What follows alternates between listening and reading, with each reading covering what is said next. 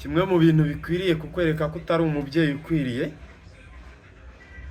Niba uri n'umusore cyangwa uri umukobwa udakwiriye guhirahira ubyara, mu mutwe wawe niba hakirimo ibi bintu ngiye kukubwira, uzitonde.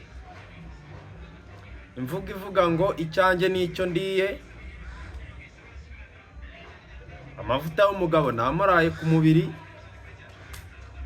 umuhanga wo kurya arara akarabye. Niba izi mvugo ujya uzikoresha mu buzima,